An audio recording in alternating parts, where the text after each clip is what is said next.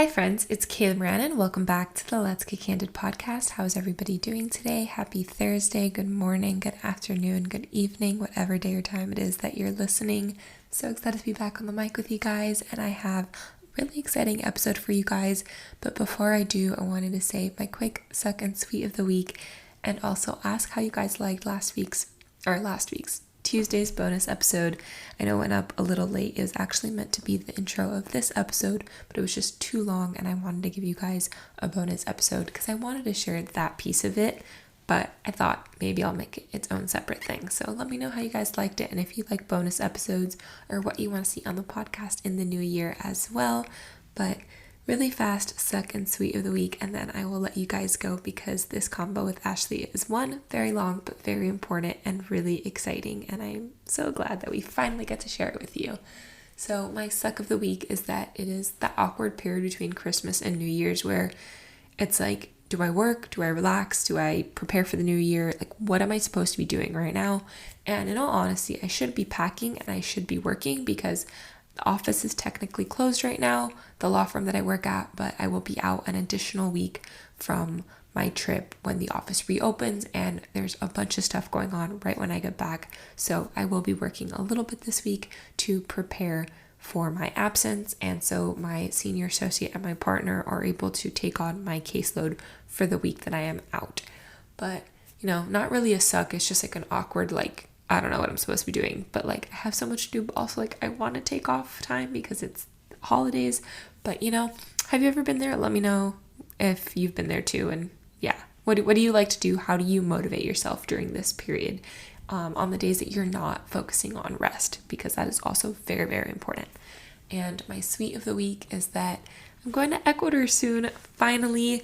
I mentioned it in the intro, but actually we leave on Saturday, the 30th.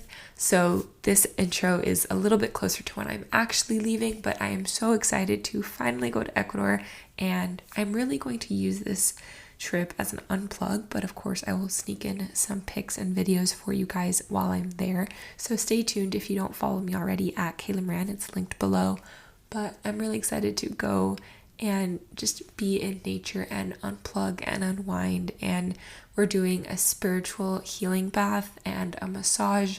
And if you guys have been here for a while, you know I love massages, I love facials, I love treating myself. And I'm really excited for this experience. And I'm so excited. I don't know how many times I could say that, but I can't wait to show you guys. And if you've ever been to Ecuador, let me know your recs below as if this is a reel, in the comments or in the reviews, or DM me, email me. But I can't wait to share my trip with you guys, so stay tuned for all of that. I do have an exciting episode for you guys that I think everyone has been looking forward to. It's one that I've always wanted to do, but I didn't want to do it by myself. So I'm excited to have my friend Ashley Bernal on the podcast. She's a fellow Miami blogger and influencer, and we're talking all about sex, relationships, intimacy, friendships, all the things. And there's a little bit about social media and influencing in there as well. And her audience has been dying for this episode. So if you're a part of Ashley's audience, it's so nice to have you here. Thank you so much for being here. I hope you join me at the Let's Get Candid podcast on Instagram and TikTok. I hope you enjoy this episode. So thank you guys so much for listening. If you liked it, please leave a rating and review. Please subscribe to the show, share with a friend, screenshot tag us as you're listening. And I will see you guys all in 2023. Meet Ashley. Ashley, what's something that people wouldn't know about you just from following you? I think people assume that I'm very extroverted and sociable, which I kind of am, but I'm definitely a little more kept to myself in real life. It takes a lot for me to open up to someone new, and I'm not very eager to do so so quickly. I feel like I'm just a very kept to myself kind of person. Yeah, I'm fun and all of that, but I just feel like I don't need to be the loudest person in the room in order to just be, you know what I mean? I just feel like I don't need to be the center of attention kind of thing. I prefer not to, actually, which is ironic with the career that I chose, but Yeah. No, I'm the same way. It's so funny. That's actually that's a really common answer when I ask this question. People are always like that I'm more introverted than people think I am. Is usually it gets some sort of that. And it's so true. People think that I like to be the center of attention. And don't get me wrong, when I'm in the mood to be, yeah, I will. but like in real, and most of the time, like I don't want the attention on me. Like, or Yeah. everybody's attention. Like, if I want one person's attention on me, maybe, Yeah. but like not everybody's. So I feel you on that. And yeah, with the career that we chose, like, but at the same time, what people don't understand is no matter how authentic or how genuine it is, we're still the ones choosing when to turn the camera on ourselves. 1000%. And like, I will go on crying after a bad day. We're going to get really deep in this episode. Like, I don't mind, but there is days where you won't see me come on, or like I just forget to because I'm so busy and you're not Yeah. seeing, like, I am 100% who I am offline, who I am online, but there's more to me going on that you don't see online. Like my real friends, not that you're not my real friend, but like my person, like No, in I my get you. real life friends, they see more of that Right. than like the people online. I have my moments. We all have our little like stupid quirks and things. Like sometimes I'll catch them on camera and I'll show them, but a lot of times like I'm not turning the camera on myself in those moments because I'm in the moment. But like, Exactly. It's like a yes, matter of there's this, I guess, like misconception about people in our industry where everyone thinks that we just like turn on the camera and like we're like super confident, we turn on our personality, whatever. But some days it's like we really don't want to do that, you know?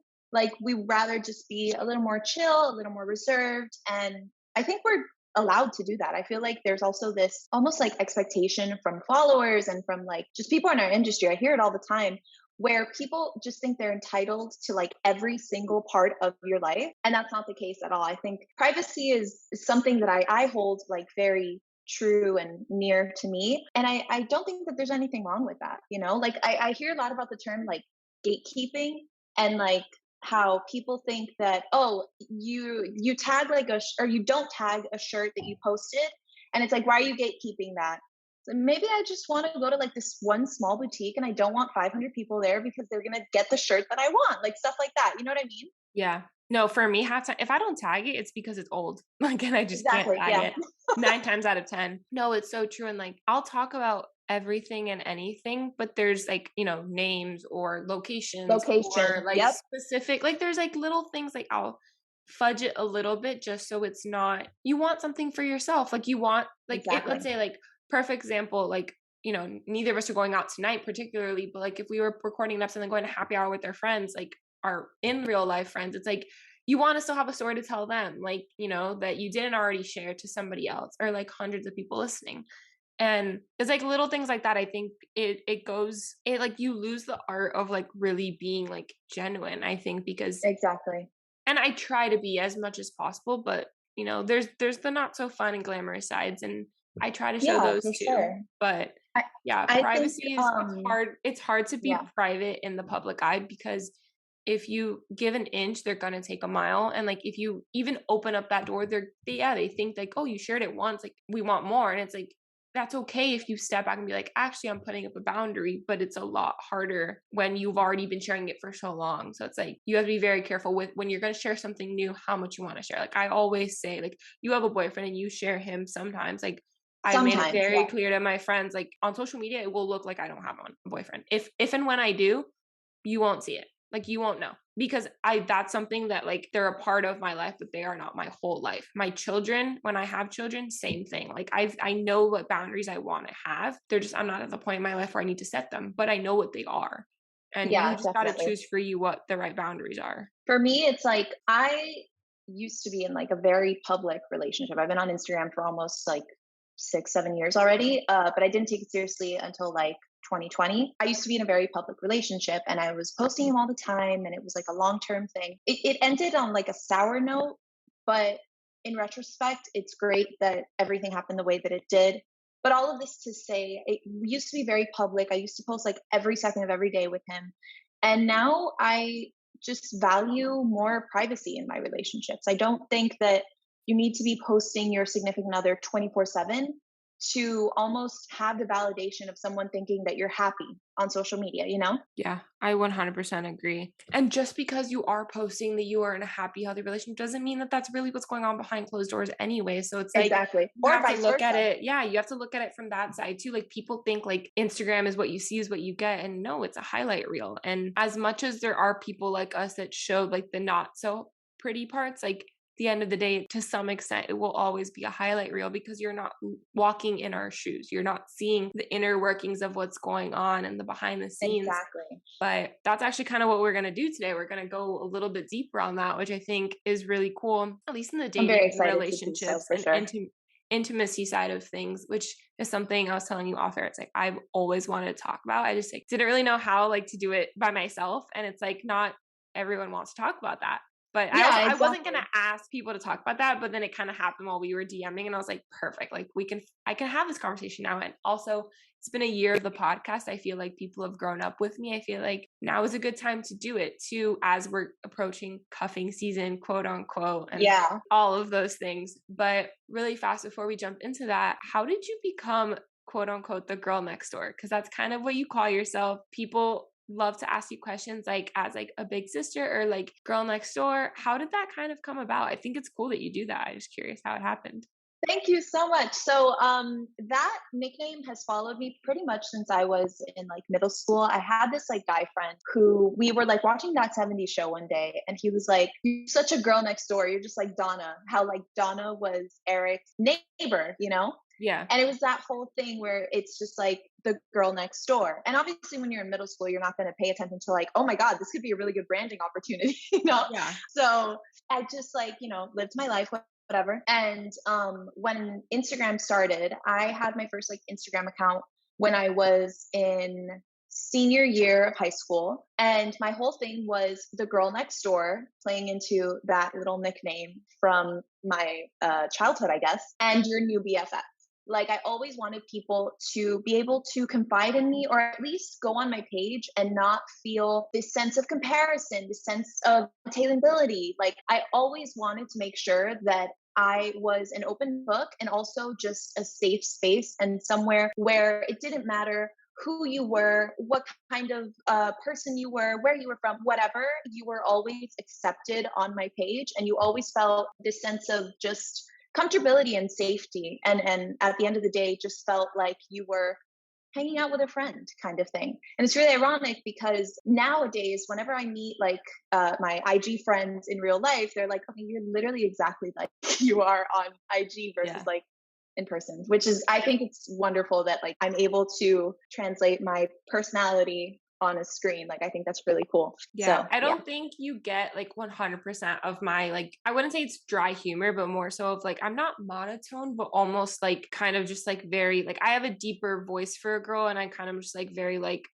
sure. Like, I'm very blunt. I think that's the right way to put it. It's like, you don't quite see that as much on Instagram. Like, you'll see that more in person. My real life friends, like, I'm very good at tough love, and it comes across on Instagram of like, just like, by the way, like, this is what's going on in the world, like, you should know about this, or had a rough day, but it's gonna be fine. Like, I just like, I don't like, I'm very emotional, and I'll come on crying, but at the same time I'll just be like, it was a bad day, but tomorrow's gonna be better. Like, I'm just very like kind of like realistic and to the point, and that's how it comes across on Instagram. And I wish I got more questions to have like more conversations with my community on story, so people can really see that side of me. yeah. And that's kind of why I love the podcast so much, because you really get to you hear me and my narrative and my thought process in a way that you don't quite get on Instagram. We each have our own way of like doing it. Like, you threw questions me on the podcast, like with my guests. Like, I'm not like, people don't really like, we have questions tonight, but like, we don't always have questions on the podcast. It's like kind of just going with the flow and letting it happen. Yeah, I have for sure.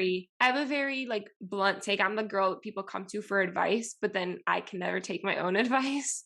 So it's really funny because before I followed you on Instagram, I followed your podcast.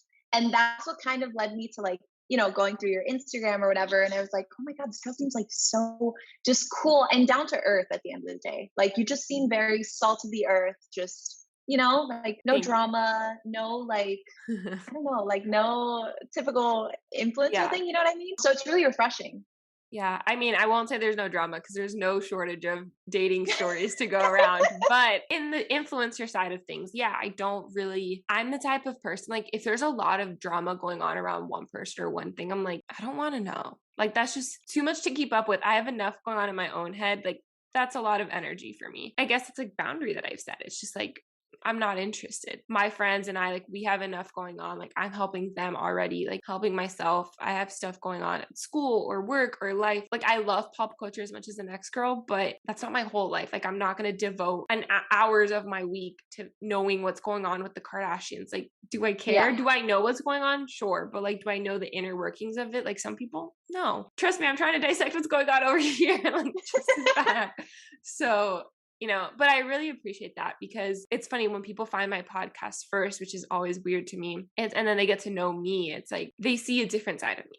And that means the world to me, that people listen and people want to be on the podcast and want to have these conversations with me, because it allows me to really show how much to myself, that how much I've grown, how much I've come a long way. And it makes me softer and more compassionate and more friendly. And that side of me is now what's coming out on my Instagram, on my personal Instagram. And it's been really fun and refreshing for me. And I've like the podcast, I wouldn't, like a year ago, I'm not the same person I was a year ago when I started the podcast. So it's funny that that's how you found me. And you're like, she's really cool. I'm like, you probably would have hated me when we were kids, but growing up, but now like I'm a much different person. And I think it's important to recognize that people are allowed to change and grow up and evolve. And especially influencers, like cancel culture and all of that, the drama a lot of times that happens, it's like people make a mistake, or they're not, they like something that they used to say they hated, or vice versa. And it's like, how dare you? And it's like, I'm a human, like things happen, like,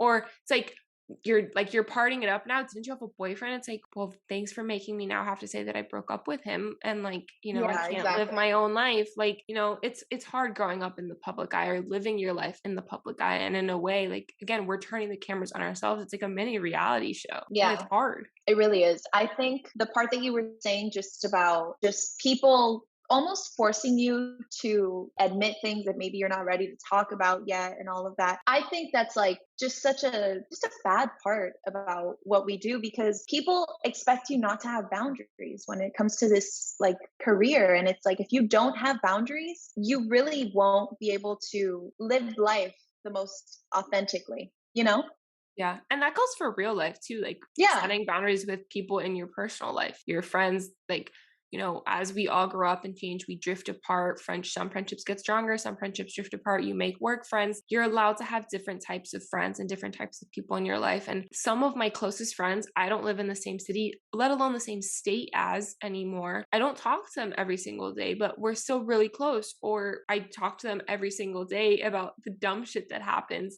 Yeah. But if something is going on, like, it's like, hey, like, I know you're really busy at work, but if you have an hour, like, I really need to talk to you. And they're like, all right, schedule it. Like, here's when I'm free. Like, let's talk. Like, what's going on? Like, we're allowed to grow up and change. And yeah, like being a content creator, influencer, it being in this industry, like putting the camera on yourself, it's an extra layer of like learning when to set boundaries. And that's a very big like buzzword right now. Everyone's learning about it, the importance of it. And, if it wasn't for setting boundaries, like I think majority of people wouldn't be as, not to say sane, but kind of, it's like you need to have that peace. Like you need to know when to like, all right, shut the world out, and I need to take time for myself. And what do I need? Like tap into what's really going on and work through it. And actually, that's like one of the questions that we got. What would you do if you weren't a content creator or influencer? And I feel like we've been talking so much about like the downsides of it.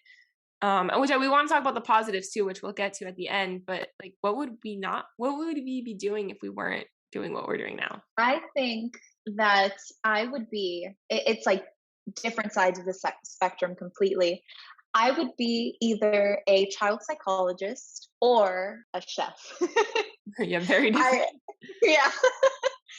I briefly studied psychology in college, ended up leaving college just like midway because I realized how much of a passion I had for social media and really wanted to like almost bet on myself and see what I could do with it. And it was still such a interesting career for me. I think at the root of it all, I just love helping people. And I think I could be really helpful in that field to others. And ironically, my boyfriend studies psychology. So it's very funny. And I just feel so like inspired by him every day because he's so compassionate with people and with kids especially. And then chef is just one of my, I guess, like hidden passions, hobbies kind of thing is just cooking, and mostly just finding healthy alternatives to things. I just love experimenting in the kitchen. I've always loved just food in general. When I was a kid, I used to cook with my grandma a lot. And yeah, that's kind of what I would be doing. How about you?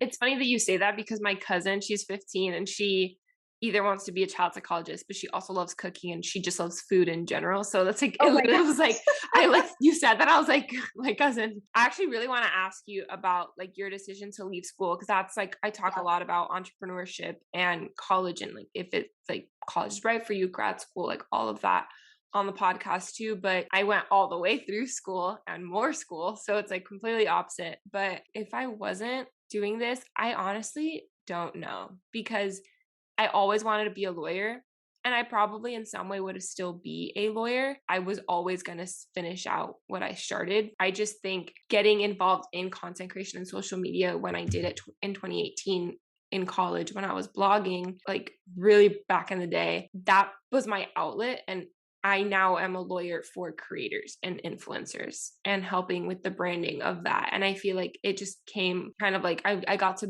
blend both worlds and build the perfect career for me. So I feel like I would have probably still done law, but I probably would have hated my job. And I Wow. wouldn't be happy with what I was doing because it's like, yeah, I fulfilled a childhood dream, but I'm working for someone else. I'm living a life just doing, yeah, making a lot of money, but all I do is work all day. And I don't think I would have been fulfilled unless I had the flexibility of traveling a Yeah. lot. But I mean, I still get to have that now. So I honestly don't really know what I would do if I wasn't creating content or being an influencer. I have no idea because I mean, yeah, I think I would be a lawyer or some sort of business person, entrepreneur, but I'm still all of those things. And like I think I would be honestly, I think I would be doing what I'm doing now. Like I would have fallen into it somehow, some way, instead of making the conscious decision to be one. But I kind of fell into it and I don't know. Or like, and this is very dark, but I don't think I would be here, to be completely honest with you, because blogging and creating content has been my escape for so many years.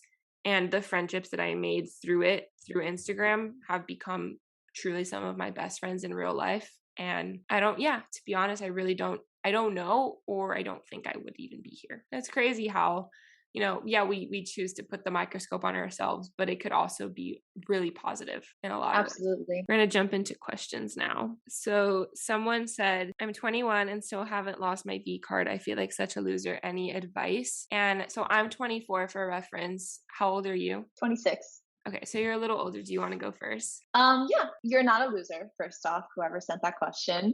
I think it's really easy to feel like a loser in these times of life where you're in your early 20s and you just see a lot of things going on around you with other people. I've always said that the reason that we feel so less than when it comes to like, I don't know about you, but when I was growing up, I feel like everyone around me had a boyfriend. And I felt this almost pressure from society or from just like my peers in general to have a boyfriend, to be in a relationship at all times, because I just didn't feel myself without a partner. And I don't think that's the case. I think, first of all, that breeds a lot of codependency, and we really don't want that. You know what I mean? Yeah. And I think it's really easy to feel like that, but I don't think that you should feel like a loser, because if I look back at whatever age I was when I went through that, I wouldn't have done it, honestly. I don't think I regret it, but I just feel like, knowing what I know now at 26, I don't think that I would have gone the path that I did,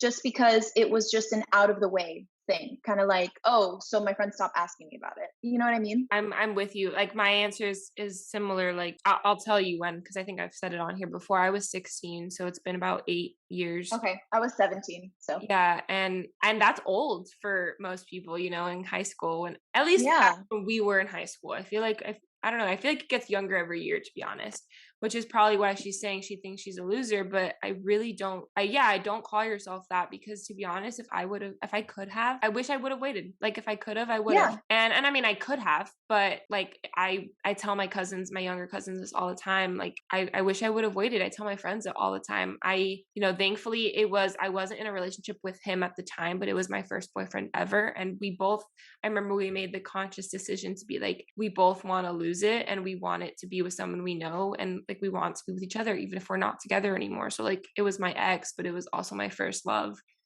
Yeah. And like, we made that decision together to like, both lose it to each other to at that time, like whatever. It was like this whole thing. We're friends now, and it's like really funny. Like Oh, whenever we that's like have nice. well, I'll tell you that's another story off air. But like of how we became friends again, because it's weird. But like I honestly I wish I would have waited. And I think the longer you wait, the more you know what you want, the more you know what's important to you, the more you're not gonna settle and you're not gonna compromise yourself. So I don't think you're a loser. Actually, I commend you. I wish I wish I could say the same. Like I honestly wish I would have waited. If I would have waited till I was 21, I would have been completely out of college already because I graduated early. But honestly, I don't like looking back, like, and I'll be completely honest, out of all of the times I've had sex and all of the partners that I've been with, which aren't that many, but only a handful of instances, and I think truly like one or two people that I actually like, not that I don't like that I regret the other ones, because I don't, but like that I actually could say I enjoyed it. And like, so I Yeah. think like, and I was older in those times, in those situations. I think I was like 19 was the youngest, but I think that the one particular time that I'm thinking about, I was 20, I think 19 or 21, around there. I know it was right before I graduated from college. So I know I think, yeah, I must have been 20. And like, the older I got, the better it's gotten, because I know myself. I know my body. I know what I want. I know what I like. I know who I like. I know that there's so much more to intimacy than physical attraction or chemistry, or that we like the same things, or that we're friends and that we go to school together. Like there's so many other things that make intimacy and sex so much better than they are. So I don't think you're a loser at all. And I'm sad that you're saying that, and I hope that no Yeah. one else is saying that. And if they are, like my best friend from law school says, fuck them. Like they're not your friends. They don't care about you. 1000%. You don't need them. You don't need that. You don't need that energy in your life. Like keep like until you feel deep down for yourself that you are ready, keep holding on to it. There's nothing wrong with that, because when the time is right, you will be so glad you waited. For example, like when I have children and that time comes, like I know for a fact I'm gonna be like, I'm gonna give you all the facts and I'm gonna arm you with everything you need to know and all the tools, all the things. And I'm gonna be like, if you want to, like almost to the like reverse psychology, like it's like, Yeah. I'm gonna almost to the point where I deter you from doing it, not in a malicious way, but like, are you really sure you're ready for that? Because it's not just sex, and it's not just like, don't get pregnant. Like there's so many other things. Like it can stall your development. It could stall your Absolutely. Yeah. emotional well-being, your mental health. Like all of that for me was tied in. I don't know about you, but it took me a very, very, very long time to heal from, I think, yeah, I was only 16, but I felt like that was really young. I shouldn't with him. I'm glad it was him, but at the same time, it's like I wish I would have, a lot of things that happened since that one instance like wouldn't have happened. And I wish certain partners and certain people and certain situations wouldn't have happened. And I had a lot of trauma from that for a very long time. And honestly, it wasn't until this year, 2021, 2022, that I really learned to forgive myself. I think every partner that you're with, every person that you're with, every friend, every person that comes into your life, like you learn something from them, and you want to be open to those lessons. And I feel like the earlier you start, you kind of like, you're blinded by like the fun and like everyone's talking about it and it's so cool, and the movies and the media and this and that, and you don't really see it for what it is and how important of the thing it actually can be. I don't know. What's your take on that? For me, I just feel the same way that I feel about the whole question and the whole like, oh, I'm 21 and the V card and all of that is the same way that I feel about drinking before you're 21. I feel like it's the same kind of stigma. And I didn't drink until I was 21. And I remember feeling like a loser and feeling like that same societal like pressure and all of that. But I also look back at just my dating history, and I started dating when I was 13, which is far too young. I know now as a 26-year-old. It's the whole thing. Like I totally echo the sentiment that you said about I wish I would have waited. I wish I just would have just waited until I was ready, until I felt the person was right, until I felt that I could handle the repercussions of what would happen with doing that, and just the emotion that you go through. And this sort of almost, I don't know if this happened to you, but for me, after my first time, I just felt this attachment to a person that I didn't actually really like at the time. Like I felt like I just got it out of the way, but I also felt super attached. So I felt like stuck. I was like, I don't know if I can leave you or if I just need to stay with you for the rest of my life because we did this, you know? Yeah, it's funny because like he was my first boyfriend. I didn't date until I was 16. Had I like talked to guys and like messed around? Yeah, but like truly like dated, that was my first boyfriend. And in reality, we dated for a total of 2 weeks. And then 4.5 years on and off after that. Oh, wow. So yeah, there's a whole story there. If you're listening to this, hi. I don't know if he listens, but he still follows me and he like congratulated me when I passed the bar. He texted me and I was like, oh, my heart. Oh my gosh. Like you're such a pure soul. That is so sweet. If you're listening, love you. But yeah, like it's like we've talked about it. It's like we had no business being together and we had no business it's like we call it puppy love. Like we wanted so badly to be in love and be together. Yeah. But we didn't love each other. We didn't know what love was. So it's like I can say I love you now to him because it's like it's almost like it's a joke. It's funny and like it's sweet and it's like it's puppy love. Like he is my first love, but because he taught me a lot about what love is and what love doesn't look like. And we've talked about it and you know all of that. But it's so funny. Like I didn't have this weird attachment to him, but like I will always like all the ones in between. Like I can pinpoint a couple, but like there's so many that I don't remember. But like there's him. Same. You know you will always remember that one time and I'm grateful that it was him and I know he could say the same, but at the same time like yeah it's like I think the more you wait the more special it is and like that's so cheesy to say but it's really true. But it's so true. It's really true. And I don't know if you listened to Sex with Emily. I think I've sent this to you, but for whoever asked this question, she actually had an episode fairly recently about someone who called in who was 26 and hadn't had sex yet, was waiting. And she's like, I want to get it over with. I feel like I'm ready now. Like I waited because I wasn't ready. Now I'm ready at 26. And like,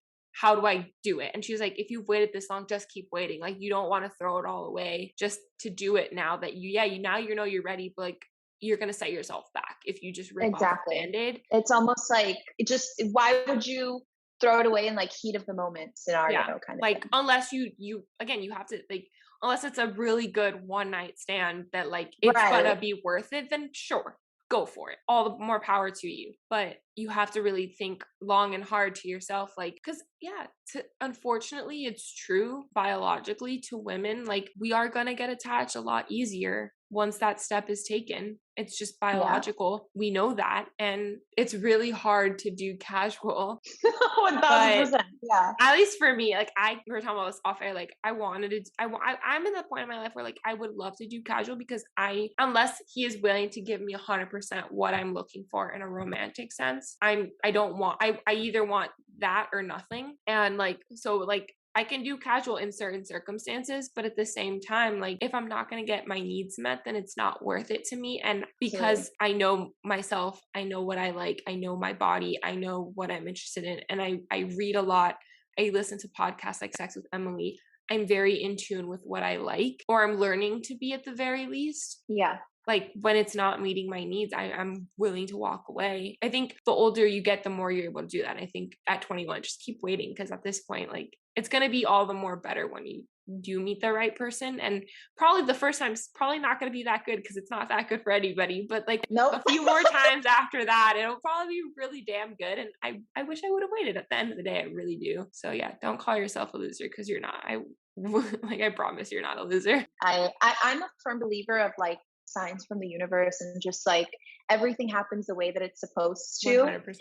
And I feel like since this person has waited so long, it just means that the person that is for them is just so wonderful and so amazing, and they're like on the road to them, you know? You can have so much fun still without that. Like have fun with your girlfriends. Like both like there's if that's what it is, if it's like the social like aspect of it, like go have fun with your friends, like fun with yourself, get to know who you really are and what you like sexually, intimately with yourself. Talk about it with your friends, learn from their mistakes, their experiences. That's why we're sharing this tonight. Like take all of that with you and learn from it and enjoy your own company. And kiss a lot of guys, like have a lot of fun, but it doesn't mean you have to go home Absolutely. with them at the end of the night. I'm the queen. I mean, you're in a relationship now, but like me and my best friend, we are the queens of like dancing all night. We'll kiss a guy at the bar and then we're going to go home by ourselves. Like just her and I. Like, it's like, it was so much fun. Thank you guys so much for buying us drinks. Like, we'll talk to you later and we'll never talk Yeah. to them again. And like, there's nothing wrong with that. Like, it's fun. Or like, we'll literally take turns, like, who's going to get the guy at the end of the night? Like, one of us That's so will, fun. like, we'll literally take turns because we have the same type and there's usually only one. So it's like, which one's going to get him that night? And it's a game to us and it's fun and we enjoy it. And like, so it's not that serious. But if you're going to go for that step, it is that serious. And like, I want you to take stock of it and like really recognize that this is an important step and you want to make it as pleasant as possible because it's already not a pleasant experience, Exactly. It's really and also awkward. just be safe and just be aware of the person that you're doing it with. Make sure that you feel comfortable with them. It doesn't have to be this like person that you're going to marry, like it It could just probably be. won't be. Yeah, definitely. It probably won't be. It's just about, yeah, just be safe and just be mindful of the person that you're with. Communicate a lot. I feel like if I could go back to that time in my life, I would be like communicating more with the person. Like, this feels good, this doesn't. Dude, Stop here. what we were like, talking about off air, that's literally what was happening, and that's why it didn't work out. So communication is oh my so important. Like, that's the beauty of it. Like, you've played with yourself, you know what you like, you know what you don't like, you can tell them, and it makes it so much better when you do. Like, for me, what I was just saying, like, I asked for something and they weren't willing to give me that, and that was a sign to me, like, this isn't what I want. If you're not willing to Yeah, give me that, then what else are you not willing to give me outside of the bedroom? And like, that's there's no important need to to me. settle. Yeah, like, I have There's a whole no blog need. post, really, why I refuse to settle. If you haven't read it, I highly recommend. I'll link it in the show notes. It's so important to not settle for anything, especially relationships. But if you've waited this long, don't throw this whole moment away because it's so important. And I think it teaches you a lot about yourself. I think every experience, especially sexually, intimately, like, it really, you learn so much more about yourself in that way. And just like in general, like, I've learned the most about myself reflecting on past relationships and past situationship and past like people in my life and from my Same here. friends as well. When was your first kiss? You said you started dating at 13, so you were really young. I didn't have my first boyfriend until I was 16. So when was your first kiss? My first kiss was at 13. Yeah, mine was Yeah. 14. Like I said, around 14 I started like kissing people and like playing, like doing stuff. Yeah. But I didn't have sex until 16. And I'll be honest, there was shit that I did between 14 to 16 that I had no business doing with someone that I wasn't having sex with and that I wasn't in a Yeah. relationship with. So just like, if you're going to go there, make sure you're doing with someone who you trust. You don't have to marry this person, but like, You don't. make sure that, you trust them, they trust you. It's kept between you two. It's a safe space. Like, you're both still figuring out that those scales are even. If there's like one person who has more power or control than the other, and usually that comes with age, like, be very, very careful. Like, yeah, I think the guy that I was 14 and he was like 16 and he knew a lot more than I did. And I Yeah. thank God almost every day, whenever I remember it, that I put a stop to things when it happened, because I regret those situations. And I was 14, 15 years old. And that's why when it came down to like, I was no longer with my ex, but it's like, at this point, like, I've cut it too close too many times. Like, if I'm gonna go there, I want to be with someone that I trust and that I know. Right. I want it to be you. And he felt the same way. So at the very, very least, make sure that you have that. Like, communication's hard. That's something you have to work on. Yeah, And definitely. it's really, really hard. But at the very least, make sure that they respect you. Like, that's like Mhm. the bare minimum. Like, make sure that as a person, they respect you, and as a friend, that you are a friend, that you can talk about it. If not before, definitely after. Like, Or during. or during. Shit. If we would have known then what we know now, Yeah, things would be seriously. so much better. It's wild.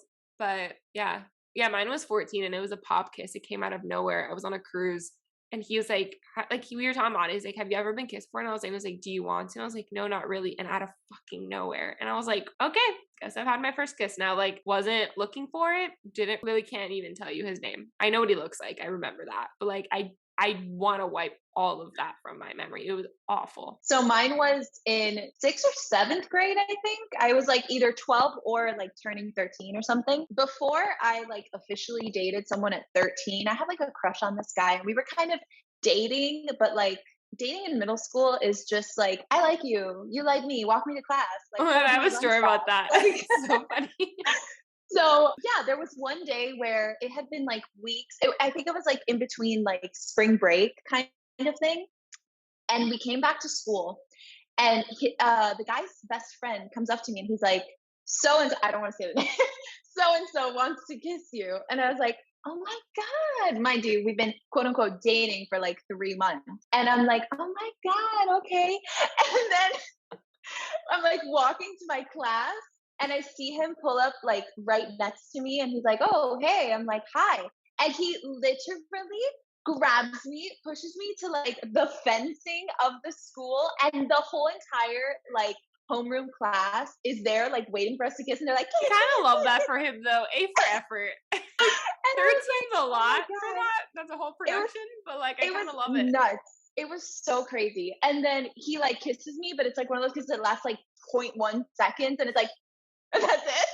Yeah, that's what mine was. But mine was in like my room on a cruise. We got ice cream. I know I had ice cream in my hand. Like one of those like coats. Like it was so stupid, but so funny. Like you say, like dating in middle school. So what my childhood best friend, we've been best friends since we were 10. Mm-hmm. So I dated this guy for 2 weeks, 6th grade. All we did, it was the first time we both had phones. Like phones are so new. It was like a Sony Ericsson like slide up phone. Like it was nothing crazy. All I could do was text like T9. And I remember we would text each other, and he would hold my hand, and that was dating. And it was a whole 2 weeks. She ends up then dating him afterwards for like a year. No. Like we're still friends. Like me and her are literally best friends. Like we're like scarred for life from that experience. Like I never kissed him. I literally never kissed him. I was 10 in 6th grade. I was 10. I never kissed him. Like she did. Oh my gosh. But like it was like me and her. Like we're literally. It's like we forget that we both dated the same guy, because in reality I did nothing. You're like Eskimo sisters. Yeah, kind of, but like not. And it's really funny. But God, middle school dating, like that's like so innocent. So like, and like it still should be that innocent. Like in middle school, like the beginning of high school, like I wish it was still that innocent. Like those stories are so fun. And like whenever we get together and we like start going down like memory lane, and we're like, we'll remember that. We're like, oh my God, I can't believe that was a thing. And like all the stories we could share about like all the different guys in middle school that we had crushes on, and like all the drama with like, I remember I had homeroom 8th grade. My table was, it was the art room. So there was one table, it was just 2 people, and it was me and the hottest guy in our grade. And every girl was so pissed. I was homeroom buddy, and like him and I got really like, we're still friends. Like now, like we got pretty close, like as close as you get in 8th grade, just like talking for 20 minutes in homeroom every day. But all the girls hated me in 8th grade because I was close with him, and they all wanted to date him, and they were dating him. And it's like, I was the little sister, like he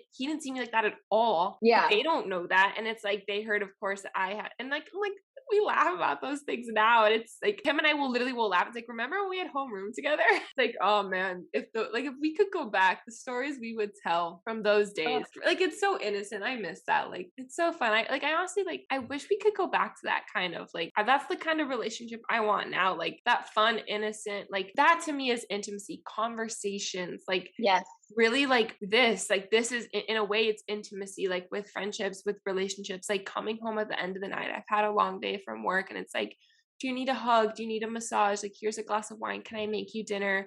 What do you need? Like, how can I be there for you tonight? Like, and doing that for each other. And that to me is more intimacy than anything else. And it's really like the little things. Like sex is important, and don't get me wrong, I know what I like in the bedroom, and I'm gonna ask for it now, and like we can talk about that too. But like foreplay to me is so much more important. And it starts with that little like, hey, like, are you okay? Like, or like, you know, like, like grabbing my shoulders and being like, are you good? Like, do you need dinner? Like my dad, I see my dad do it to my mom all the time. It's like, she'll be at the computer. It's 9:00 at night. It's like, hey, like, we're eating dinner, watching TV. Like, are you going to come join us? Do you need anything? Or like, he'll bring her a glass of wine because he knows she's going to be there for another few hours. Like, my dad will do that to me sometimes, like just knowing like I'm still working it, like on a podcast. Like today I asked him to pour me a glass of wine for this one, but like sometimes he's pouring himself, he's like, do you want a beer? Do you want a glass? Like, do you need, like, did you eat dinner already? Like, are you hungry? Like, I'm warming this up. Do you want some? Like that to me, like I see it in my parents, and I think not everyone has that, I know, but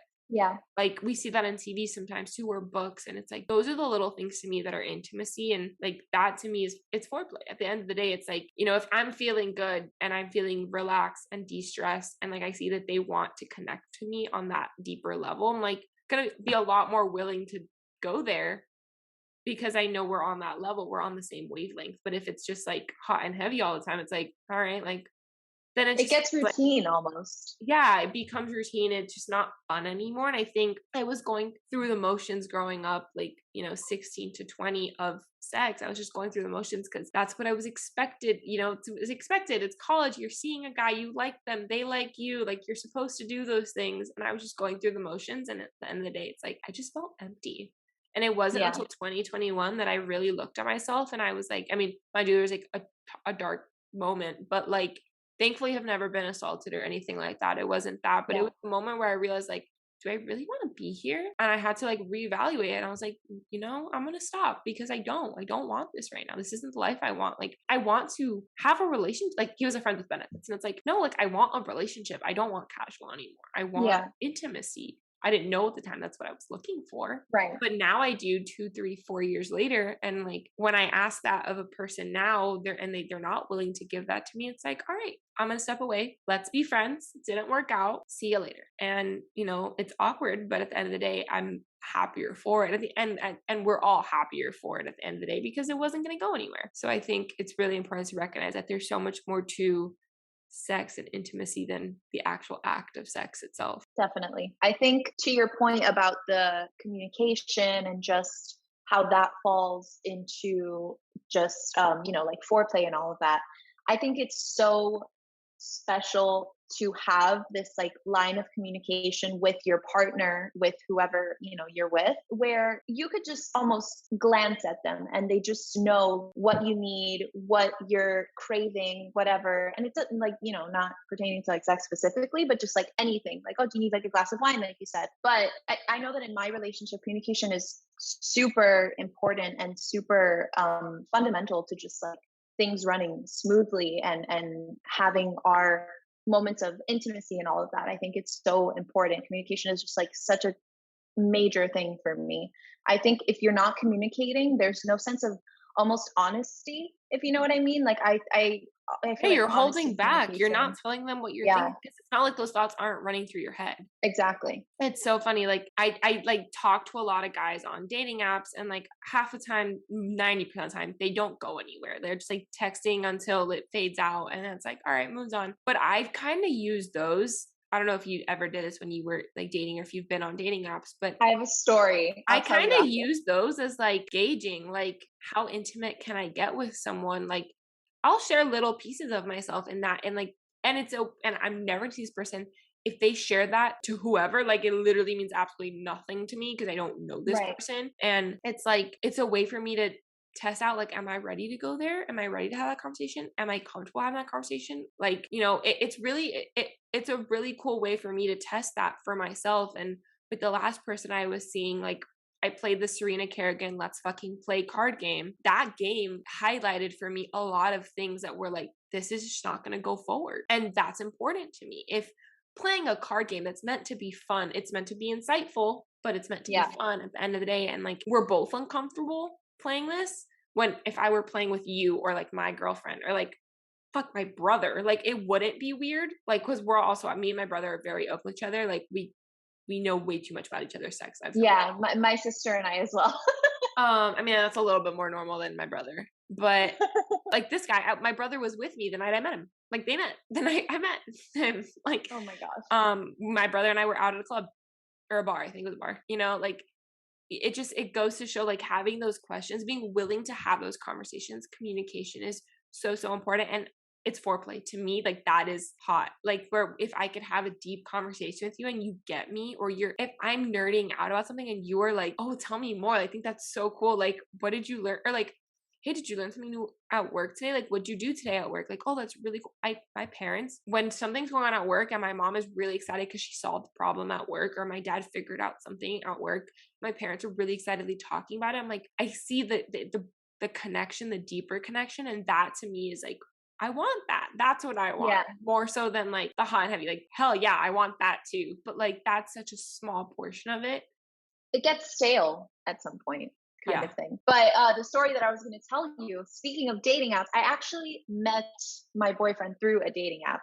But the way that it started is very funny because, like you said, when you go on a dating app, you're just talking to a bunch of guys at a time, and then it just fizzles out.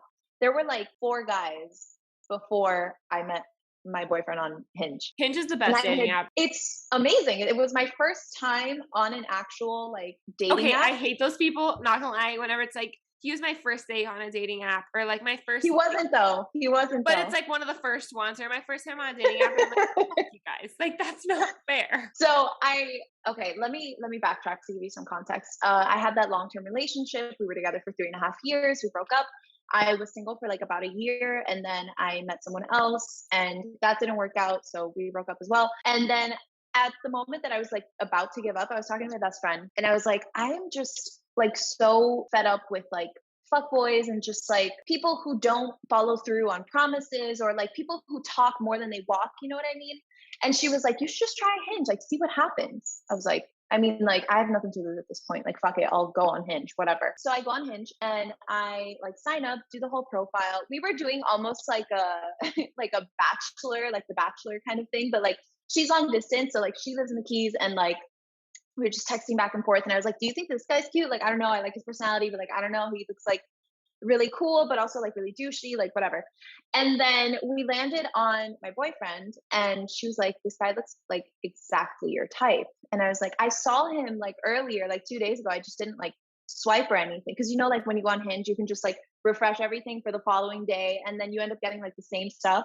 Especially me, that I was just in my area. Like I was like, I do not want to go too far. Like I was like, if I find the right person, it's gonna be like in my area. So I put the location for my area. It's proven that your person is like in your like a 5-mile radius of where you live. It's wild. And I'm like, exactly. I live in a very sleepy part of Miami, so this isn't gonna work very well for me. So yeah, so I sent my location, and I sent my friend the photo, and she's like, this guy looks like just your type. Like he looks like a funny guy. He looks like an SNL cast member. Saturday Night Live is like one of my favorite shows. Yeah.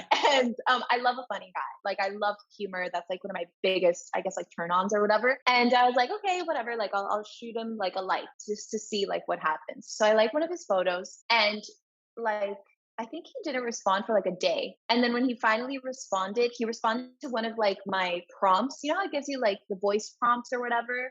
One of them was like, what's your ideal at-home date night? And I said, oh, something along the lines of like wine, charcuterie, and a good comedy. And he replied directly to that. We like matched, and he goes, oh, I'd love to make that date night happen. I was like, oh, I prefer date nights not at home, but I get what you're saying. Like, you know, we were trying to just like, I guess it was just like a little bit of banter or whatever.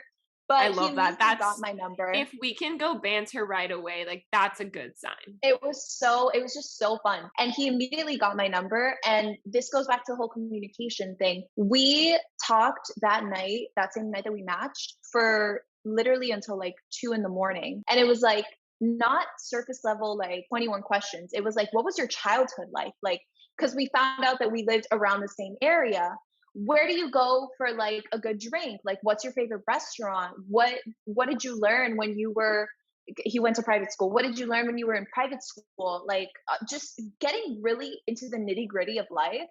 And I think that's what attracted me to him so much, how open and like willing he was to just divulge so much about himself to like truly a complete stranger. But that was like the moment that I was like, okay, this person might be something real. Yeah, And I no, just like, I'm 100% on, like, that's, and it's so hard when those don't work out because it's like, damn, we were really like, I mean, that's not what your case, but like, I've had a few of those, and I'm like, it just, for whatever reason, it doesn't work out. But yeah, like, the quicker we get off of the app and we're texting and we're voice noting and we're calling each other, even FaceTime, like, I'm here for it, because it's like, all right, that's like the surface level, but like, you need to actually get to know me. Like, I'm not gonna, exactly. and I will, like, I'll be like, if I'll be the one to make the move. I'll be like, all right, like, if I'm really into this conversation, you can, I'm gonna go to bed, but like, text me and we'll keep talking tomorrow. And if they can keep talking tomorrow, like, and they keep it going and it flows, like, great. If they don't text me, no harm, no foul. That's it. Or Yeah. like, after one day of texting, it just kind of fades out. Great. No, I think that's so cool. Like, the banter. It's so funny, like, the type thing. Like, I get so much shit for my type because it's not really like a Miami thing.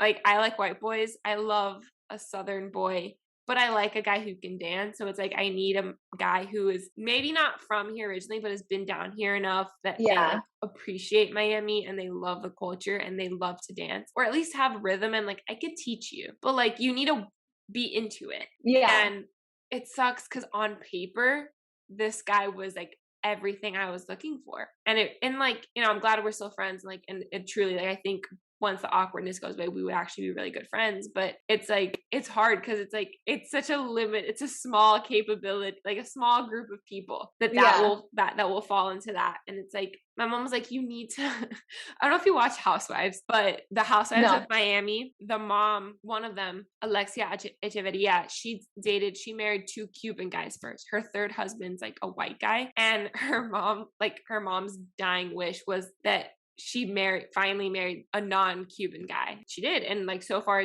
they just got married like a year ago, but like, it's like, Yeah. it's, But it's so far, working out. Yeah. so far, so good. And like, my mom was always like, don't marry a Cuban, don't marry a Cuban, don't marry a Cuban. And so I've always gone like complete opposite white guys. She's like, maybe you do need to date a Hispanic guy, not a Cuban guy, but like, maybe you do need to go for Hispanic guys, what you're looking for. And I'm like, I'm not ready to go there yet. Like, I still hold hope that the white guy that can dance is out there. But it's a tall order, I know. But it's really funny that you say like that your friend was like, he's your type, like funny guy, whatever. It's like, we all have our things that we look for, but at the end of the day, banter, communication, respect, like those are like the big ones. And to me, like, I'm a very ambitious person. I need you to either work as hard as me or more than me. Or more. So that you can respect my hustle. Yes. Because if you will learn to resent me, if you will start to resent me, then so will my kids. Then so will your family. And it's not going to end well. And like, that's just not a life I want to live. And sadly, one of my greatest exes, but like the reason we didn't work out is because of that. Like, what he wanted in a partner, what his family wanted were 2 very different things. And he wasn't willing to stand up to his family. And it's like, I might be what you want, but I'm not what they want. And this is just never going to go well. Yeah. Like, especially if he can't like stand up for what he wants, because at the end of the day, yes, family has a big part in your relationship and all of that, but if you truly like care about someone and love someone, I think you're building a life with them independently of your family. You can be strong enough to be like, hey, I don't give a fuck what you say, like, this is the person that I want to be with, period, the end. I think that was a question. What's the biggest lesson you've learned so far in dating and relationships? And I think there's so many that we've touched on, but I think, it's like, never settle and don't compromise. Like, if you know what you want, if you know what your boundaries are, don't allow yourself,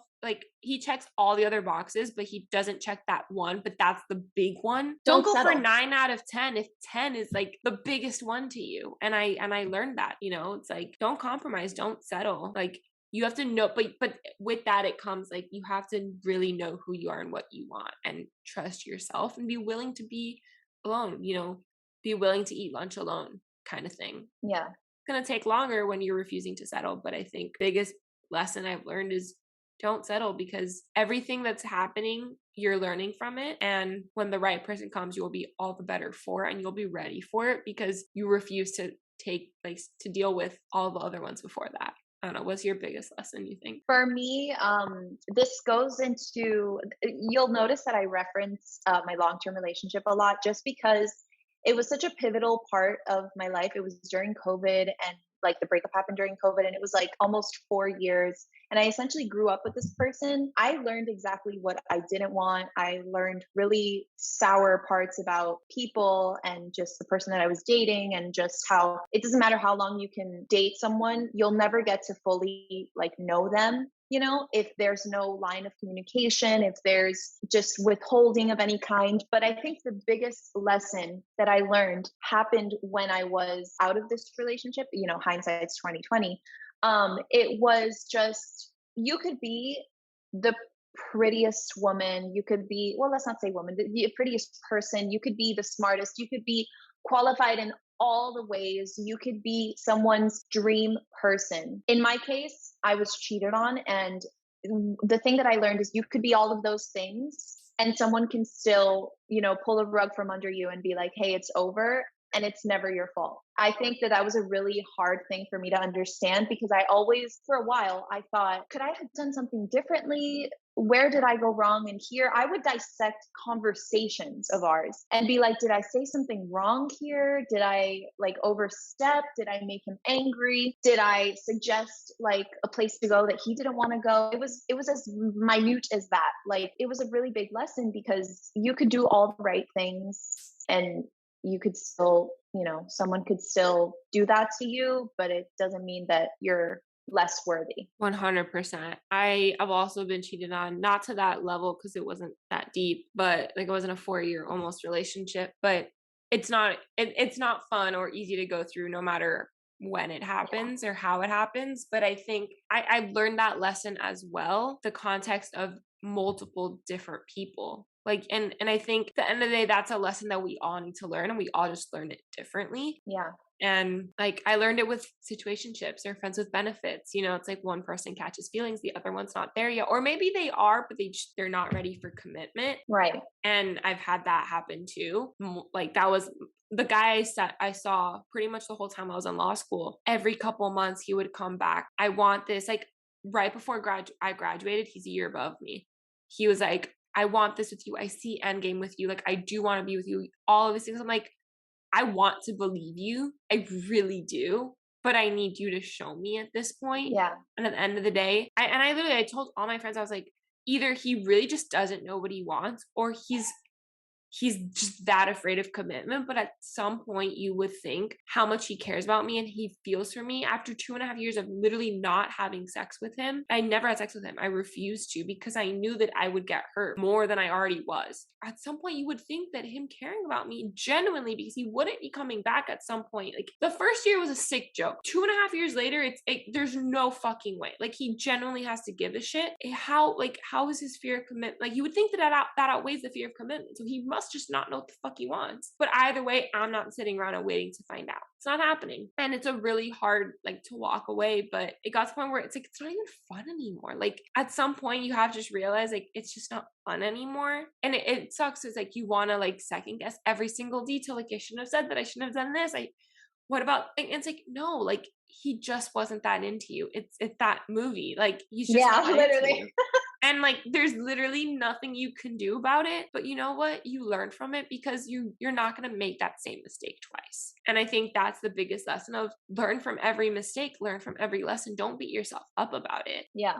Take it and won't be get like, anywhere. You know what? It's not going to happen to me again. I'm not, fool me once, shame on you. Fool me twice, shame on me. Like, exactly. You're not going to get a third try. You might get 1 or 2, but you're not going to get a third. This guy got way too many. And it came to a point where literally the week before the bar exam, he texted me, how's studying going? And I was like, you don't get to do this anymore. No, we're not going there. Cut it off real fucking quick. And he got pissed at me, and I was like, I don't care. Like, no, like, you had your shot and you blew it. Don't even try me. Yeah. And my mom was like, just block him. I'm like, I'm not going to block him because I'm not going to give him satisfaction. It's like, don't try again. Like, why? Like, I'm pretty confident at this point he knows. If he tries again, I swear to God, I'm going to lose my shit. Literally, like, if my best friend was like, every time I start to forget about him, he texts you. And I was like, literally. So like he knows his ears are ringing that like she's forgetting about me. I need to text her. But like just don't make the same mistake twice. I think that's the biggest lesson. And like it kind of goes into the next one. Like, how do you know if you're in a healthy versus toxic relationship? How do you feel at the end of the day? I think like, are you proud of yourself? Are you happy? Are you feeling like you're safe and protected and you're getting what you want? At the end of the day, if you know what you want and you're open about it and you're not getting it, why are you there? And that goes for friendships too, by the way. But yeah, I think a healthy relationship is understanding. A toxic relationship is the blame game. Is you're in an argument, you're not thinking, oh, how can I have this conversation in a way that is gentle and in a way that is compassionate with my partner? You're just thinking, how can I get out of being at fault for whatever happened? Like you're just trying to win the argument and you're not trying to, nurture your relationship and have that moment to allow yourself to grow from the experience. I think that's like the easiest way to put it. A healthy relationship will never put you in a situation where you feel like someone is willing to lose you. Yeah, I like that. I don't know. Actually, this is a good one. It's not one of the questions here, but I just thought about it. They say like he shouldn't love you 100% because then he feels like do you know what I'm saying? Like, it's like he has to, like the 90-10 rule. I've 90%, heard of that. He's still chasing that 10% because if he reaches that 100%, then, he's secure. He doesn't feel like he has to work for it anymore. And then it's like not the fun part of it dies, the intimacy, that like connection, that banter, it dies because he's not chasing you. Like someone should always still be not necessarily chasing, but like working. Unattainable almost. Yeah. It's like that he should love you more than you love him. Because I've heard that. Yeah. If I believe that, because if the girl loves the guy more, then she's willing to put up with a lot more shit. Like the guy's always working for it, because she's still holding back that little bit, it keeps it alive, I think. And keeping it alive, that so-called spark that, people always ask, like, how's the spark like 30 years later? It's like, because he's still chasing, he's still trying, he's still wanting to like make it work with her. I feel like she's gonna give a lot more than he is. If he's not giving something, then what are you guys working for? What so I don't know. What are your thoughts on that? Like the 90-10 rule? I've heard of that. I think without even noticing, I lived that rule because I was with someone who I loved so much more than they loved me, and I only knew this after the relationship. Of course, you always find out after, but that's why reflecting on it is like segue before we go into that. Like when you break up with someone, like mourn it. Like you're gonna grieve it. It's gonna suck for a little while, but then let yourself feel it. But then go back and like dissect it for your own sake, and look deeply into it and recognize all the things that happened, so you don't do them again. And like, we realize all of that way later, sometimes even 2-3 relationships later, and we've made the same mistake again. But if we really took that time, like, to not jump into another relationship just because you're lonely and you're really recognizing like all of the healing that needs to happen, I think it's so much better. And that's why I went 3 years between like all of law school. I didn't have sex. I refused to. I held back for my own sanity and for my own health and sake, so I could figure my shit out. And now I have, and I'm so much more appreciative, and I know what I want. And since then I've had sex and I was like, you know what, that wasn't what I wanted. I'm gonna walk away. Would I've been able strong enough to do that if I hadn't had that break? Probably not. But continue anyway. Segue. No. You liked him, you loved him so much more than he loved you, and you realized it later. Just because of the things that I would put up with. Like if I wanted to go somewhere on a date and he didn't want to, I would settle. I would be like, okay, we don't have to go today, it's fine. And we just never go. Or if he wanted to play video games with his friends and I wanted to watch a movie, I would sit literally on his bed just chilling on my phone and be like, okay, that's okay, you can do whatever you want. And I never set like boundary, but also expectation to what I wanted the relationship to be. It was 3 years in, like, you do get comfortable at one point, and this isn't to say that like any of what happened was like directly an issue with me or with him or anything. I think it was a culmination of like a bunch of things. But yeah, I think that rule that you mentioned, I think that does ring true. sometimes I think that I lived it without noticing. And now I feel like I'm in a relationship where it's like, I feel like it's like a leveled kind of field. Like, I don't think I necessarily love him more or he loves me more. I think we just appreciate each other as humans and as friends and as partners in a way that it's not like a competition. Like, I'm not fighting for his attention, he's not fighting for mine. You know what I mean? Yeah. I don't know if you listen to Madison Beer, but there's that song where she's like, you said you would die without me, so why aren't you dead So yet? aren't you dead yet? You said you could live without me. You So said why you aren't could you live dead without yet? me, so why aren't you dead yet? Yeah. And I remember that was like a breakup anthem for me at one point. Oh But my God, it's for me it true. was It's like, selfish. yeah, it's like the 90-10 rule. Like, it's like, if you're gonna, like, if the girl is usually gonna be that person, like, I would die without me, he completes me, my other half, blah blah blah. And it's like, no, because then you're gonna brush aside all of these red flags. And at the end of the day, the only one who gets hurt here is you. He's gonna walk Yep. away unscathed. So yeah, I Yep. don't necessarily agree like it has to be exactly 90-10, but he has to know that you're like, I sent it to my friends today on Instagram, and I should have sent it to you since we were going to talk about this. I It think it's a was matter of also just like knowing that you can't take your partner for granted and you can't take your relationship for granted. it was humble enough to know I'm replaceable, cocky enough to know that it's going to be a Oh yes, downgrade, cocky I enough saw to that know on it's going to be a TikTok. Yeah. downgrade. Yeah, like it's that. It's like, you know, great, they break up with you. It's not the end of the world. Like, you're gonna be fine. But if you love them that much that you think that you're gonna die because they're no longer there, they know that. And they know they're gonna get away with it.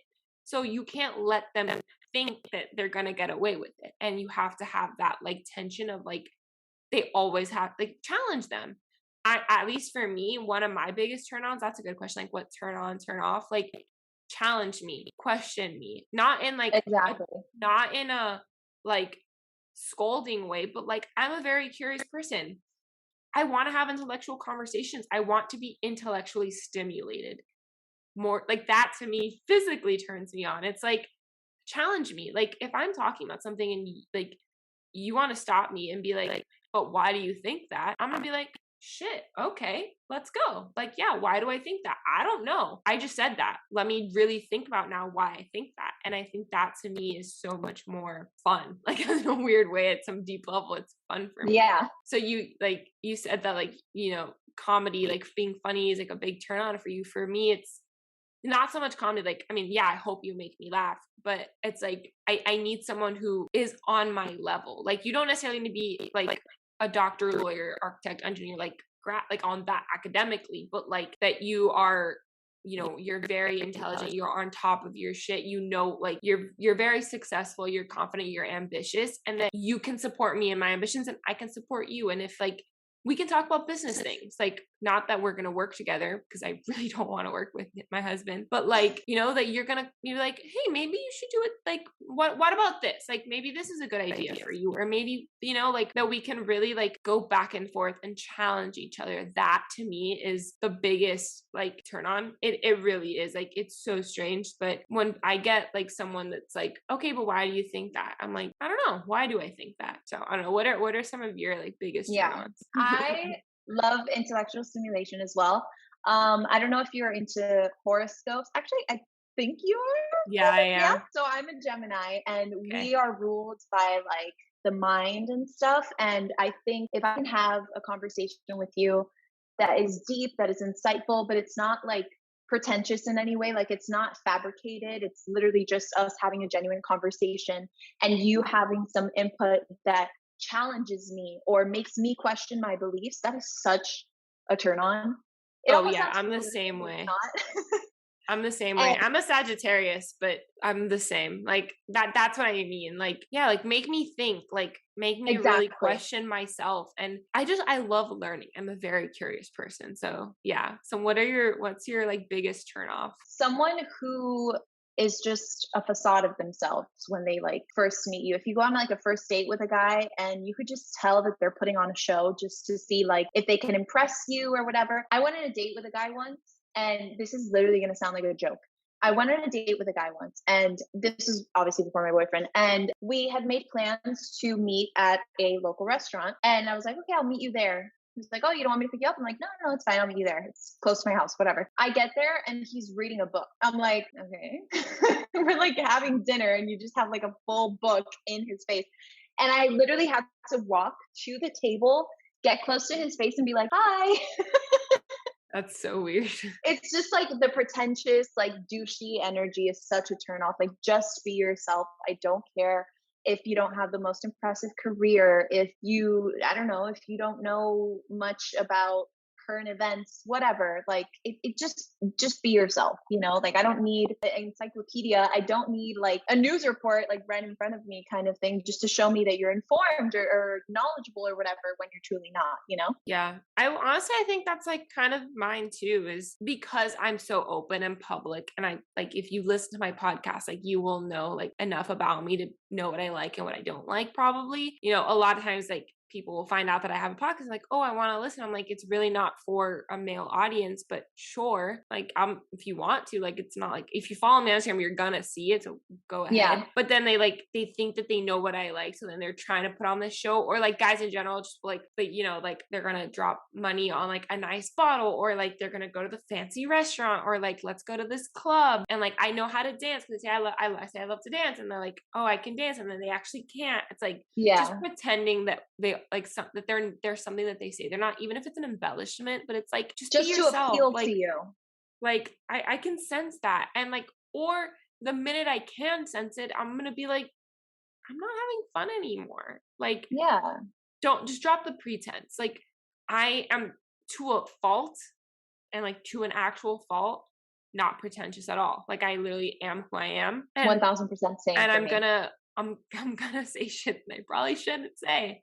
And it's gonna get me into trouble. But like, you know, if you at least you can walk away saying like, I was fully myself in that moment and I spoke my mind. So yeah, exactly. Like, if you were like trying to put on a show for me and flatter yourself, like, it's just like, save it. Like, I'm not that girl. Like, I can read through the bullshit. It's not a good look. And it's just not, why? Then like, so the facade comes off 2 years in, and then it's like, you're a whole different person. Like, no, like, that's not fun. Like, I don't want to waste my time. Like, don't waste my, like, I think my biggest turn off is just don't fucking waste my time. 1000%. Like, yeah, that's it. So one of the other questions I want to ask you that was on here was, what are your love languages? So my primary one is quality time. Secondary, physical touch. The third one is words of affirmation. The fourth one is acts of service. And the last one is whatever the last one is, which is gifts. I don't remember. Gifts. Yeah. I'm words of affirmation and physical touch. And I think they're 1 and 2. They're like very like close. And then quality time for sure, acts of service, and then gifts. Like, I can buy myself a fancy purse. I don't need you to buy it. Exactly. I would rather gift someone something. Like, that makes me more happy than that's a good one. How do you give love? Like, I give love by quality time and acts of service. And like, they're not like big acts of service. They're like, here's a glass of wine. I saw you had a bad day. Like, that's my act of service. For me, it comes across as like quality time, physical touch of like, the endearingness, but I do that too. But my big one is words of affirmation. For me, how I give love is, I guess it's similar to how I receive love, because quality time is a big one for me. So for example, my boyfriend and I do a date night every single week, and we take turns. So we'll be like, okay, he'll plan this one this week, and then I'll plan the next one. And that's like a form of quality time that I look forward to so much. Even just like random movie nights, or like, we've been watching Ted Lasso, we just finished it today.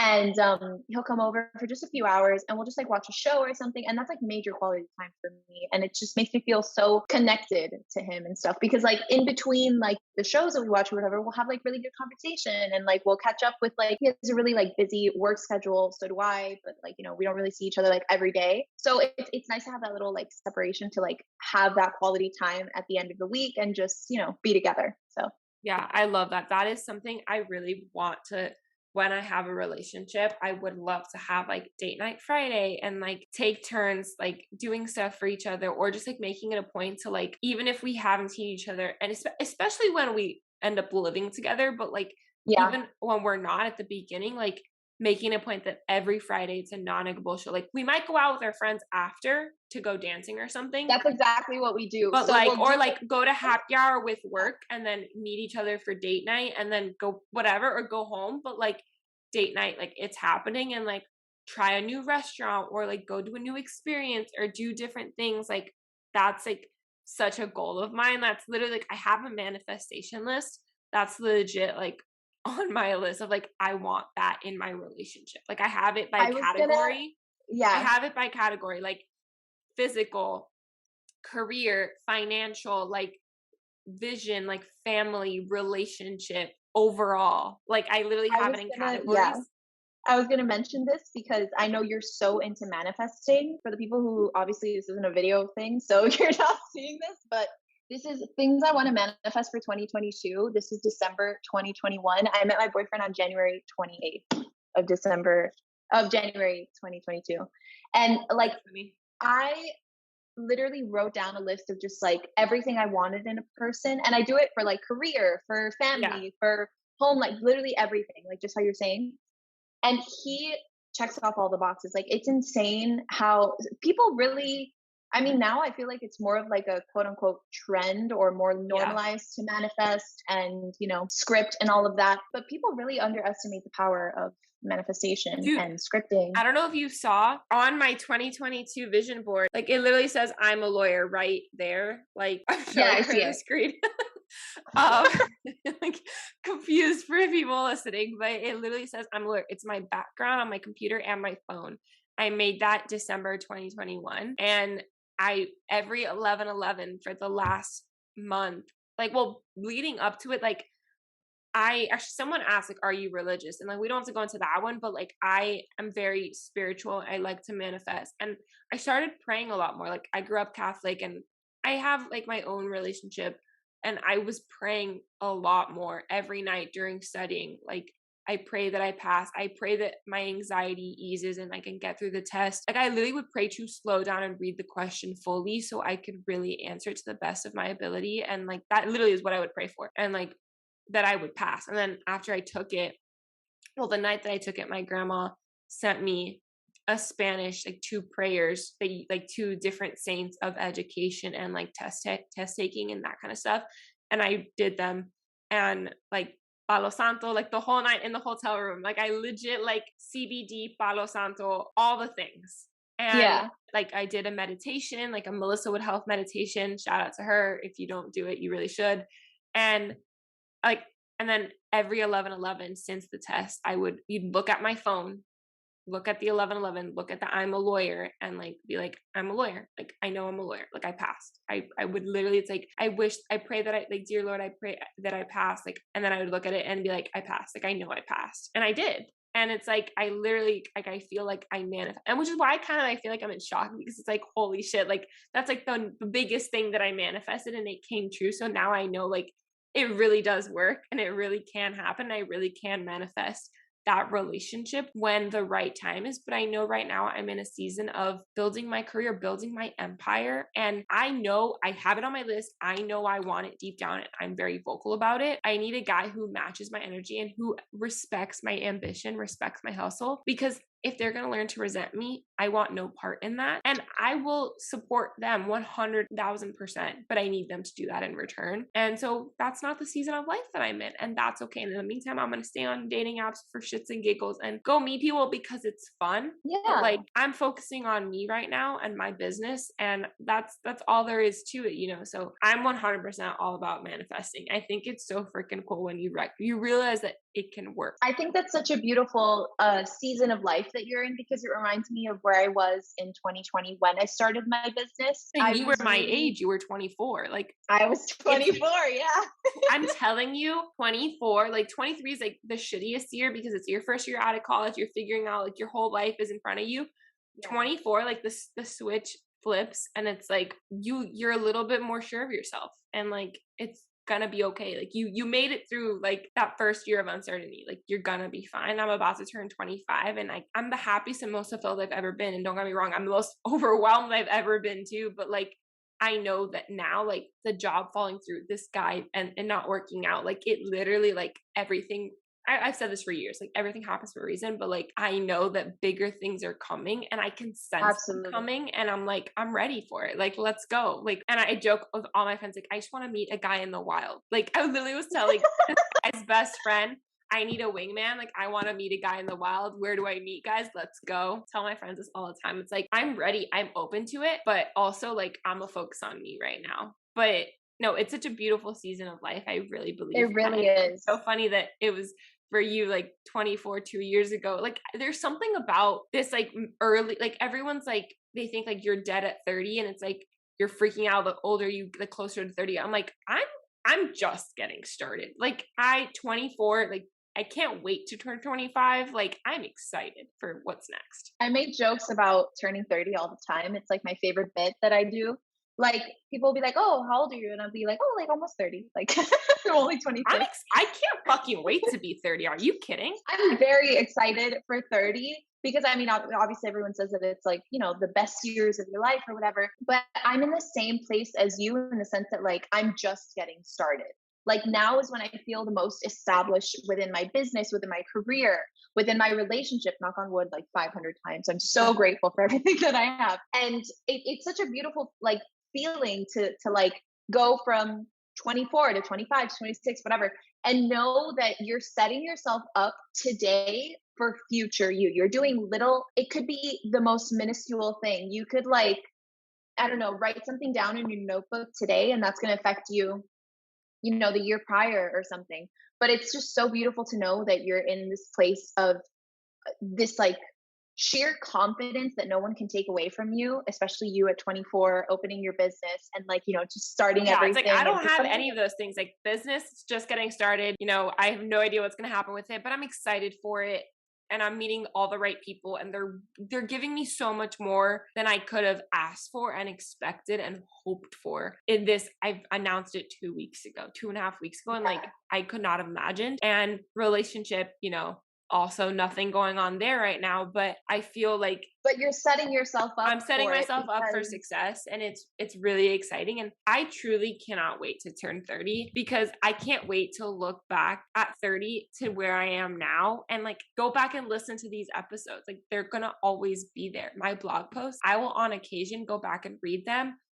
I'll scroll down my own Instagram feed and like read what I was talking about then, and I'm like, oh my God, I've come so far. Like, I can't wait to look back and be so proud of the girl that I am now, because I look back right now at the girl I was 2-3 years ago, and I'm like, she was in so much pain. She was hurting so much, but like, look how much she's grown, and like, look how she's channeled all of that to where she is now. So I honestly can't wait for 30, and, you know, to have a family and to have all the things that I've manifested and that I want. But really, I can't wait to see where I am at 30. And, you know, 5 years from now. And honestly, we were talking the other day, my parents and I, like, my 10-year high school reunion is in like 2.5 years, 3 years. And it's like, I can't wait to like see everybody and see where everyone ended up. 2 years. Because I don't think they would have expected half of the shit that I've done from me. Like, the person I was then was so unhappy and so miserable, frankly. Yeah. And like, I wish I could go back and hug that girl. I really wish I could. And, you know, I'm excited to see like everyone, you know, selfishly to like hear all like, though, like, oh my God, you're doing so great. But like, I want people to be like, she made it out okay. Like, she's fine. Like, we're good. Yeah. She's good. When I passed the bar, my sorority, like, and my Greek life my boy texted me, he was like, I'm so fucking proud of you. Like, I never doubted it for a second.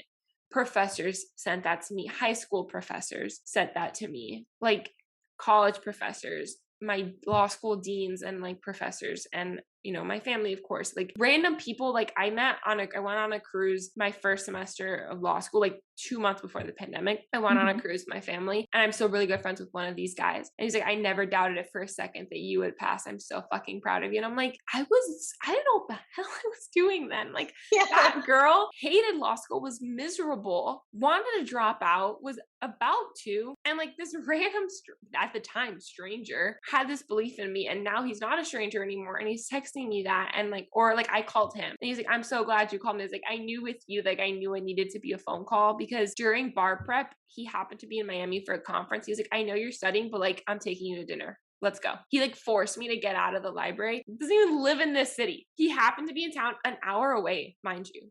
Oh my gosh. He Ubered an hour to take me to dinner, because he's like, I know you need a break, and I know you're not going to feed yourself, so I'm taking you to dinner. Let's go. I'm not taking you no for an answer. So I was like, you deserve a fucking phone call. Like, And he was like, I never doubted. Like, I'm so fucking proud of you. I'm like, just really cool to see like that evolution, how far I've come. So I'm excited for 30. And I'm just really like these conversations, like so many people are so afraid to have these like amongst like themselves, like their closest friends. Like I'm so lucky that I fostered a community of people that I can have these conversations with. And, you know, I think it's really special that we can bring it to the podcast and have other people listen and hopefully foster it in themselves. Like you're listening and like you want to come talk to us about it. Like I know for Ashley, like her DMs are always open. My DMs are always open. Like, I don't know, it's really cool to be able to, once you start, like, I'll say this, like, once you start showing up unapologetically as yourself, everything changes. Like, the whole game changes. You're the girl next door for me. It's like, I'm unapologetically myself. Like, si me gustas bien y si no también. Like, you don't have to like me. You don't have to like me. You probably won't like me at first, but I'm going to come around and you're going to be like, damn, like, I appreciate that so much more now. And like, I want to know what she's up to because maybe she can help me too. And like, that's what I want to be. And that's always my goal with the podcast is helping others. And with my career as an attorney, like I signed up to do pro bono work today. Like that was like my big thing today. Like I emailed the guy that I interned for and I was like, I want to do pro bono work, whatever you need. I'm here to help. Like, even if it's something that I have no interest in doing, like on a like career wise, but like I want to give back. That's really important to me because if it wasn't for the community that I've built that has gotten me this far, I wouldn't be where I am today. And I want to keep doing that. So I don't know, I love getting to have conversations like this. Like, and we can do so many more. Like there's like so much to unpack with intimacy alone. But I think it's like a really good start to the conversation because just so many people are afraid to talk about it. But honestly, it's one of my favorite topics. I'm nosy. I just want to know, like, I'm curious, like, what have you done? What do you like? What do you don't like? What do you like? What do you want to try? What do you don't want to try? Like I love asking my friends that. And like, I don't know, it's fun for me. So I think it's super fun. And I think that I think it's so important to have these conversations too, because I feel like there is such a stigma around like intimacy, relationships, even around speaking about our career as content creators and influencers.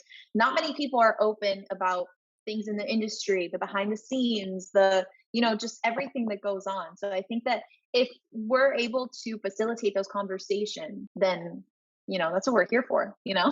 Yeah. No, we got so many questions about that, like the industry side and consecration and like really deep diving on that. So we'll definitely have to do a part 2 because this is getting really long. But sorry guys. Sorry, not excited. Sorry. Yeah, no, it's been super fun. No, I mean to people listening, like sorry, it's really freaking long, but I'm not sorry because it's so important to have these conversations. But you know, that's the beauty of being unapologetically ourselves online, like facilitating these conversations. And, you know, with like the content creation and like going behind the scenes and like contracts and how do you get brand deals and buying followers, like those are all things that came up in the questions. It's like, we'll definitely do a part 2, but it's like, it goes that same thing. Don't compromise yourself. Like, you know what you want, you know what you like, you know what you don't like. Don't settle. Relationships, brand partnerships, deals, like don't buy followers, it's not worth it. Like all Believe these in different your things content. Like, or your content. Yeah, like I don't know, there's so much more we can talk about. That has to be a whole nother episode. But and like also like I really want to play the game, like the let's fucking play with you, just like for fun. I'd like be totally so down. Okay, like let's do like a wine night or something, like Ashley in person, charcuterie board, like the whole 9. And I'd be so down. Yes, we can do it. Like that would be so fun. I don't know if you've heard of Dipsy. It's like short, sexy audio stories, and it's like, no, I've never heard of that. They're an app that I'll send you their Instagram, or I'll like send you the app. But their whole goal is to help women learn about themselves and like their pleasure and their intimacy. And they have short, sexy stories. And I have a 30-day free trial. I'm going to send you the 30-day free trial link. But oh my God, it is like, it's really cool. Like they are very knowledgeable, like just like their blog of like female wellness and like how it's a mindset thing for us and how it's mental. And like, there's so many other layers that society doesn't talk about, but then the stories that they have, and like you could choose like him, her, him, her, him, like if you want to fantasize about some like a threesome. And then they have like him and you or her and you, like so it's like you hear like him, like each, like they have like hunks, and it's like each guy has a storyline and like there's different chapters. So they have like a designated partner, but then at the end of their like section they have like a him and you, and like so you get to now put yourself in that Like, so you can put yourself in her shoes while it's like a him and her story, but then Right. it's like him and you can put yourself, you can pretend that that's literally happening to you. And obviously it's like a way to help like foster masturbation, but it's also like just like listening to and like being comfortable. Like if you're afraid of dirty talk or like you've never experienced it before, like getting comfortable with that and knowing like, okay, maybe I don't like this, or like actually like I do like this. Now I know that in the next time I can ask for that. Like, I Exactly. need It's a like really, this. it sounds like a really good resource just Honestly, to get to know yourself.